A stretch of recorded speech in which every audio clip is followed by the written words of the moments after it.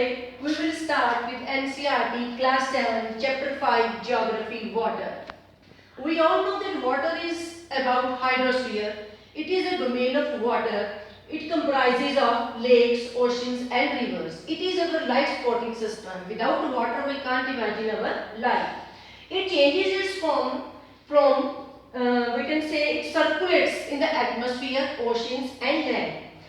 In each and every work we can say for cooking, for watering, for washing we need water. Without it we can't imagine our life. Where have you seen water? Some will answer we have seen water in the jug, some will answer in the pot, some will answer in a container and some will give answer that they have seen water coming from tap. They are right because water is each and everywhere. Okay. Now we will discuss about water cycle. There is water in seas and lakes. When the heat of the sun is there, the water evaporates and water vapor, it changes into water vapor. When water vapor cools down, it changes into condensation and it forms clouds. When it forms clouds, then it comes to the land or sea in the form of rainfall. And again it is mixed with sea or land, and again this process is going on. This is a continuous process which may go for decades we can say. Continuously changes its form and circulates between oceans, atmosphere and land. Now comes the distribution of water bodies. We all know that 3/4 of Earth's surface is covered with water and 97% of water is saline. We are having only 3% of freshwater resources. To take an idea about the distribution of water bodies on our globe, we take an example. If we take 12 spoons of water, then out of them 9 spoons will form ice caps, 2 spoons will form underground water, 1 spoon would form rivers, and only half spoon of water is there fresh water lakes we are having. Water is essential for our survival. If we feel thirsty, only water can quench our thirst. We are wasting precious resource of water by using it carelessly. So we should be careful while using our water resources. Now comes ocean circulation. We all know that 22nd March is observed as World Water Day. And water is never still. It continuously goes on moving from one position to another position, and oceanic movement, we can categorize oceanic movement according to this. First of all we have water. To water we can distribute into two types, freshwater resources and saline water. Then in freshwater there are rivers, ponds and lakes, and in saline water there are sea and oceans. And there is abundance of sodium, which is that salt which we people use in our daily to daily life. Water is absolutely essential for our survival, as without air we can't live, just like that we can't imagine our life without water.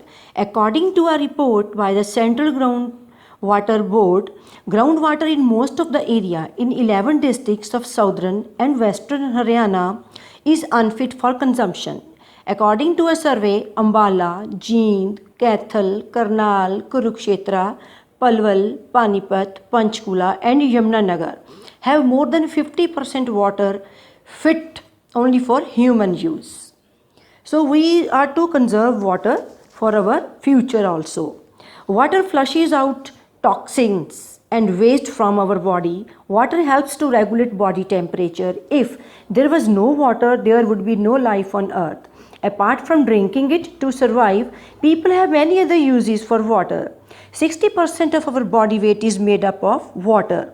Water conservation includes all policies, strategies and activities to sustainably manage the natural resources of fresh water.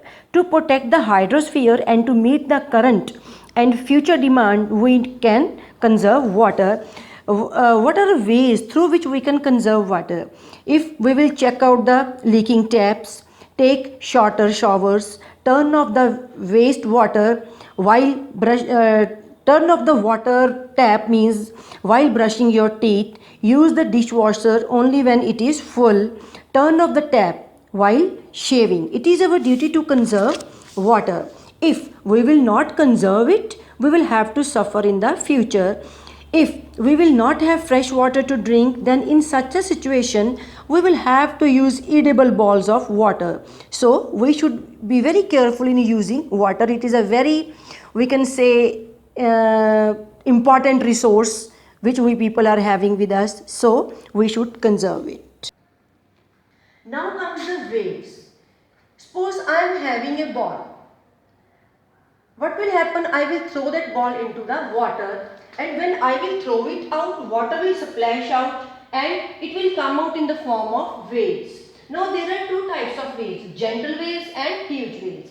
Gentle waves are normal oceanic waves and huge waves are strong waves. Sometimes their speed is measured as 700 km per hour.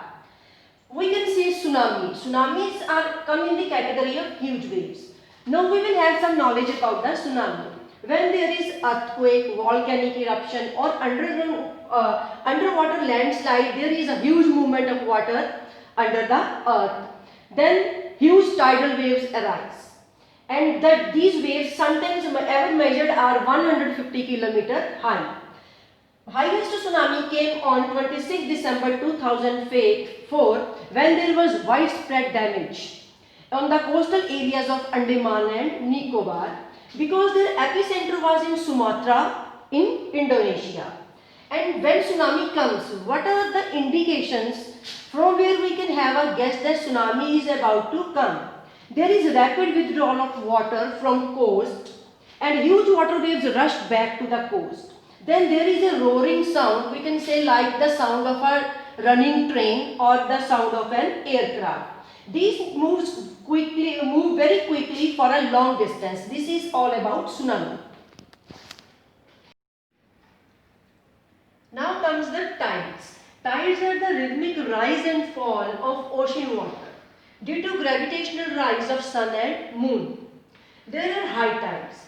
When water covers much of the shore by rising to its highest level, we call that high tide. It occurs when sun, moon and earth are in one row. It helps in navigation, it helps in fishing, it helps to generate electricity and it brings lots of waves to the earth. And sometimes heavy things also come on the shore with the movement of the high tide or high waves, we can say. Then comes low tide. When water falls to its lowest level and reduces from shores, then it is called low tide. Then comes the neap tide. These tides are not strong.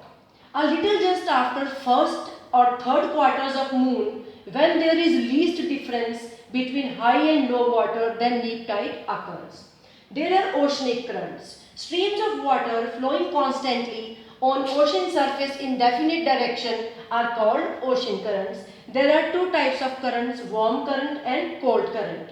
Warm current, these originate near equator and move towards the poles. For example, Gulf Stream and Kuroshio current are examples of warm current. Then comes the cold current.